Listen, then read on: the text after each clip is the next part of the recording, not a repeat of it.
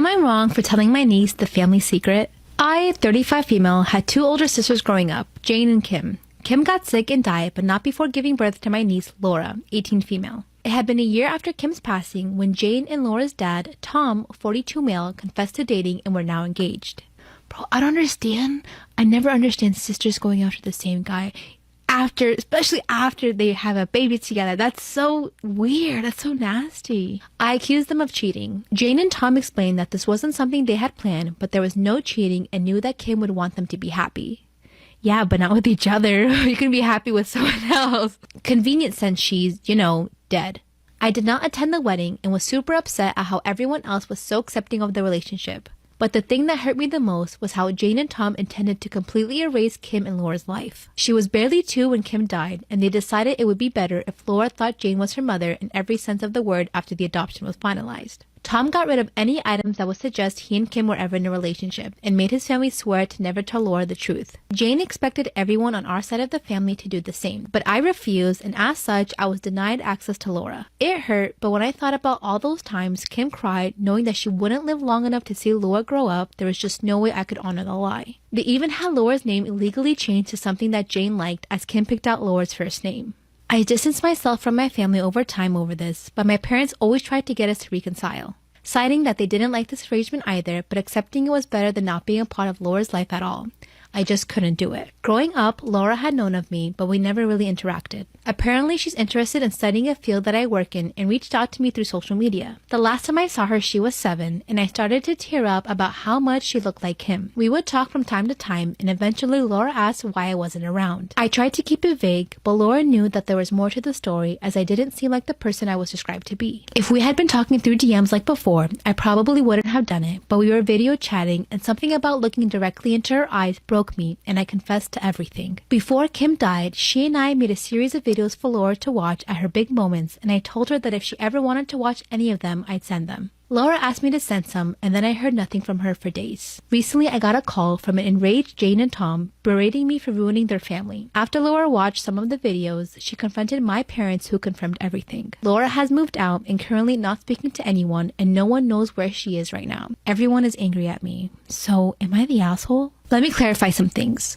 My parents talked about Kim and had pictures of her in the house, so Laura knew who she was. She just didn't know that Kim gave birth to her. Storytime about how my boss severely bullied me because she was envious of me. Disclaimer, this is not my story time. It was sent to me on Instagram. I work at a really high-end nail salon. I'm talking about $200 to $300 per manicure and pedicure. So it's very high-end, and our clientele is very rich. My goal has been to open my own nail salon, but it hasn't happened yet. Obviously, I don't have enough money to open it, so I needed to get a job. This new nail salon had opened up near my house. It was the prettiest thing I'd ever seen in my life, so I definitely wanted to get a job there. I went in for an interview with the owner of the nail salon. During the interview, she was really nice, but kind of gave off that queen bee vibe. Like, she was the popular girl and she didn't want anyone else to be popular or pretty. I got a call from her a week later and she asked me if I could do her nails to see how well I did. And when I did her nails, she was impressed. She said that I was really good and that I was hired immediately. I started working, and within the first month, I had the biggest clientele list. A lot of clients were asking for me to do their nails. And when other clients heard the other clients ask for me, they also started asking for me. Word of mouth. I was extremely proud of myself. Not only was I making a lot of money, but I was actually building a clientele base that really loved my work. Don't get me wrong, the other girls at the salon were actually really good, and so was the owner. If we were really busy, sometimes the owner would pick up any walk-in clients. And one of the walk-in clients came in and asked specifically for me. The owner told her that I was busy and that she would do her nails. That's when the girl said that she would come back whenever I was available. My boss quickly snapped at the girl and told her that she was just as good as I was. The worst part was that she said it loud enough so that everyone in the salon could hear her. The client clearly felt uncomfortable but agreed to it anyway. Later that day on my break, I could hear my boss talking in the kitchen. I decided to wait outside and see what she was saying. Sure enough, she was talking about me and telling one of the other girls that I thought I was too pretty for this job and that I didn't have any experience. She also said that I probably just watched YouTube videos in order to learn. Number 1, I have 10 years of experience. And number 2, it doesn't matter if you watch YouTube videos as long as you're learning. This obviously hurt my feelings and I tried not to cry. Then I realized that she did it on purpose. She was speaking really loudly and she knew that I was about to go on break. That's when I realized that she was definitely trying to bully me. The following day, I get a phone call from her telling me that I should stay home. When I asked her why, she said that she hired a new girl. And she said, in fact, don't come at all this week. And she basically hung up on me. Part 2 is up. Part 2 of how my boss bullied me because she was extremely envious of me. Disclaimer, this is not my story time. I sent me on Instagram. After she told me not to come into work for an entire week because she was hiring a new girl, I decided to go in the following day and just make sure that I still had my job. I walked in and said hi to everyone. This is when, once again, I catch her talking trash about me with the new girl. She told the new girl that I thought I was better than everyone and that she should definitely stay away from me. But again, I didn't say anything just because I didn't want to have any confrontations with my boss. I waited a few seconds, knocked on the door, and entered. I asked her if I could speak to her and she said yes. I told her I couldn't stay off working for a full week. This is when she said, okay, fine, you can come in tomorrow. But you're gonna have to train the new girl because she has zero experience. So essentially, I wasn't gonna be doing anyone's nails, I was gonna be training the new girl. This made me upset, but I knew that I needed to play my cards right. So I said yes with a smile on my face. I trained the new girl for the entire week and she actually turned out to be pretty good at nails. The following week, she was even taking on clients for gel manicures. Now, I thought this was gonna make my boss upset, but it actually made her really happy. Finally, I see that everyone's starting to pack up their stuff to leave early. I asked one of the girls what was happening and she said that everyone was going to dinner together. I said, oh, okay. And she said, weren't you told? No, I was not told. I knew this was another intimidation/bullying tactic from my boss. My boss had even invited the new girl, and not me. They all left, went to dinner, and my boss pretended not to even see me when she was leaving. The following day, I come into work and one of my clients is already waiting for me. We sit down at the table and my client begins to tell me that my boss was talking trash about me before I came in, and that she even did it in front of the clients. She informed me that my boss was talking trash about my body, my hair, and my clothes, and that I was basically a JLo knockoff. I quit on the spot and took all my clients with me, over 22 women. I opened my own salon 2 months later. I'm now her competition. She sent me a message apologizing, but I haven't responded. What should I say? Story time about how my mom planned to kill me. Yes, I said my mother. So a little background information, I was 16 years old and I was in 11th grade. Now it's not like my mom hated me my whole life, because there was a time whenever she was super happy and she did really love me. Well, it all started whenever my dad had left her. She went into this deep depression, she quit her job, she wouldn't get out of bed in the morning, she stopped cooking, stopped cleaning, and she always blamed me because she thought it was my fault that our dad left, when in reality my dad still texts me all the time asking how I'm doing. All of a sudden, a flip switch, my mom started cooking again, going to work. I never really ate her food because it low-key looked weird. But one day I came home from school and saw her putting rat poison in my food. And I wish I was kidding. But she's fucking crazy. So I said hi, but she didn't answer me. So I tapped her on the shoulder. She turned around and put a knife up to my neck. I ran out the door, called the police. They arrested her, and now I am happily living with my father and my non-crazy stepdad. A few years ago, I lost control of my car while driving down a super steep, super icy hill, and at the bottom of the hill, there were all these cars piled up that had crashed into each other because they had also lost control. And I thought, I don't want to hit the people, so I'm going to drive into that person's yard and hit their tree. But the one time in my life that I tried to jump a curb on purpose, my car was like, nah. And I bounced off the curb, spun around on the ice, and then slammed back into the curb, facing uphill on the wrong side of the road. I was like, I'm alive! And then I saw a huge truck, you know, the kind with the love handles on the side. He was barreling down the hill, also out of control, straight towards me. And I was like, oh no, I'm dead. I remember specifically thinking, I didn't think I'd go out this way. But the truck had the same thought process I did, and he jumped the curb, slammed into the tree. And ever since that day, I have been scared of driving in the snow. My whole family makes fun of me for it. They were making fun of me for it last winter. We were all having dinner together, except for my youngest brother who was out snowboarding. And he called us from the ski resort place, and he said, I have been injured, and I want Katie to come pick me up. And of course, my mother was like, help is on the way, dear. And he said, no, I want Katie to come pick me up. I said, oh, Mom, he probably just doesn't want to take you away from the family on Christmas. But on the inside, I was like, ha-ha, losers. Who did he pick? Me. Not you, not Hermione, me. Who's the favorite sister? I am. Suck it. I said, I'm coming to get ya. And then I continued eating my dinner because in my defense, the damage was already done and I was eating wings. But my family was like, no, Kate, you have to go now. So I abandoned my wings to the vultures that are my family, hopped in my car, drove 2 miles an hour through a snowstorm to rescue baby brother.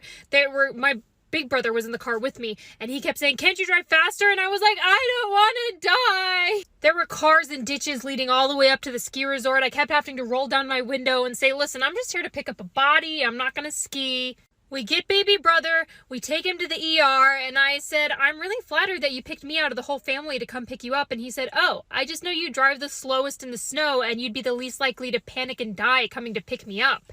And that made me really happy too, because it was the first time in my life anybody had ever nominated me least likely to panic. I'm always panicking.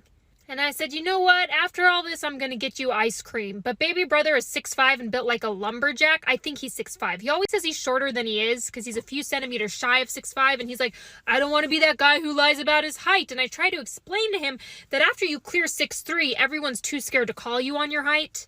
This Thor-looking mother trucker looked at me and said, I don't really do ice cream. And I was like, and he said, I mean, yes, could you please buy me some ice cream to make me feel better? And I said, yeah.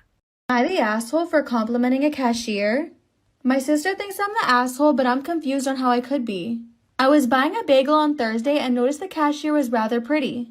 She had tattoos, so she was probably at least 18, and she looked around 19 or 20. I completed my order and said, you know you're gorgeous, right? To my shock, she gave me a blank stare and looked kind of disgusted. I tried to make conversation with her as I own boasts and asked her if she's ever been on one. She said, you're done with your order, right? I think we're done here. She didn't even say thank you and gave me a nasty look. I don't think my compliment was crude or nasty, and her reaction was shocking. My sister said it was weird to give that kind of compliment considering I'm 58, but I wasn't flirting with her. Am I the asshole for siding with my parents when they told my sister and her fiancé to sleep separately? I'm 19 female and I live with my parents, 52 female and 54 male. I have an older sister, 25 female, who's engaged to her boyfriend of 6 years. Her fiancé and her have been living together for 3 years and they got engaged this year. She also announced to us a while back that they're expecting a baby. In our house, there's a strict rule about unmarried couples not sleeping together, and my sister knows that. She's left the house for 3 years since she's moved in with her fiancé, and she started visiting us in the holidays. For the past 3 years, the rule was that they'll sleep in different rooms since they're not official. She was never fond of the rule and always tried to have her way. Am I the asshole for siding with my parents when they told my sister and her fiancé to sleep separately? This year, my sister threw a fit because my parents wouldn't let her sleep on the same bed as her fiancé. Despite the two of them living together for so many years and despite being engaged and expecting a baby. They got in a huge fight on Christmas Eve. I sided with my parents saying it's their house and it's their rules, and if she doesn't like it, she can never visit again. Also that she has to respect the host and most importantly, the people that raised her. She called me an asshole and said that I'm still too young to understand why my parents are being disrespectful. I don't think I'm the asshole because no matter how absurd a rule sounds, if you visit someone, you do as they say, period. Am I the asshole for leaving my son outside on Christmas Eve night? I have 4 children and I'm pretty easygoing. It's simple, be respectful, do your chores, and for the 2 teenagers, be back before 10 p.m. Well, my 16-year-old son came home at 11 last night when the house was already locked up after missing about 10 calls from me. He knocked for me to let him in, but instead I called him and told him he could sleep in the treehouse. He was apparently on a date with someone and didn't realize his phone was set an hour behind. To me, that's all excuses, so I told him he had the rest of the night in the cubby to reset his time and we'd see him in the morning. At 6, I let him in and he came in, went to bed, and slept until lunchtime, holding his siblings up from opening gifts. My husband saying I overreacted. Am I the asshole for uninviting my boyfriend to Christmas? I, 39 female, have been dating my boyfriend, 51 male, for about 2 years now. We live separately but see each other almost every day. I have 2 daughters, ages 18 and 13, and my boyfriend doesn't have any kids. He had a marriage and a long-term relationship before me, both with women who had kids, and he helped raise them. He's been lately pushing for the relationship to progress, so I bought him a stocking and an ornament to hang at my house. We've also discussed cohabitation. Well, last night we were together and he said something about wanting to watch the football game on Christmas. Fine, not a problem. Then he added in about how children are to be seen, not heard during this time. Not funny.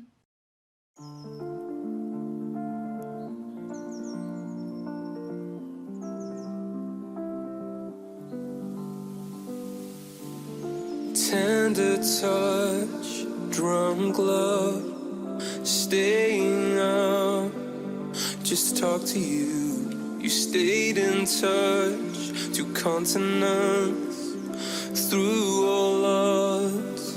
Seems every night, yeah, all the time I'm calling out to you.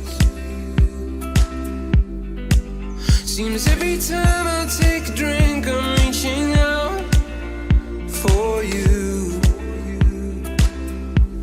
Seems I'm always late night texting, reaching out for you.